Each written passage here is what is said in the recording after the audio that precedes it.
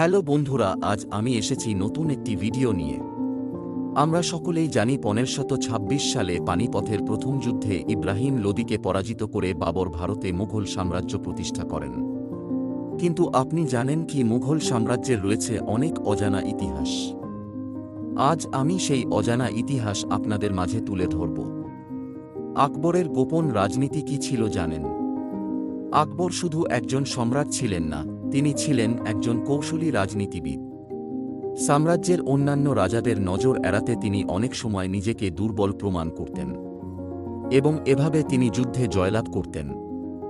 শাহজাহানের অদৃশ্য চিঠি সম্পর্কে আমরা কয়জনই বা জানি? তাজমহল শুধু প্রেমের প্রতীক নয়। তাজমহলের পাশে তার সমাধির বিশেষ বার্তা তিনি বিশেষ কৌশলে লিখেছিলেন, যা কেবল লেন্স দিয়েই দেখে পড়া সম্ভব ছিল। সম্রাট জাহাঙ্গীর শুধু যুদ্ধজয়ী নন, তিনি ছিলেন চা প্রেমিক। তার প্রতিদিনের সময়ে চা পানের জন্য ছিল নির্দিষ্ট সময়, যা তৈরি করতেন বিশেষ একজন শেফ। সম্রাট হুমায়ুন এমন একটি স্থানে তার ধনসম্পদ লুকিয়েছিলেন যা আজও অজানা। সেনাদের বিভ্রান্ত করে তিনি নিজের গুপ্ত রাস্তা ব্যবহার করতেন।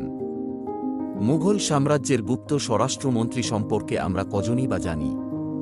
মুঘল দরবারে ছিলেন একজন গুপ্ত কর্মকর্তা, যার কাজ ছিল সকল খবর সম্রাটের কাছে পৌঁছে দেয়া। তার পরিচয় গোপন রাখা হতো, এমনকি অন্যান্য মন্ত্রীরাও তাকে চিনতেন না। আজকের মতো এই ছিল মুঘল সাম্রাজ্যের অজানা রহস্য। আরও জানতে সাবস্ক্রাইব করুন কালস্মৃতি চ্যানেল এবং কমেন্টে লিখুন কোন ঘটনা আপনাকে সবচেয়ে বেশি অবাক করেছে।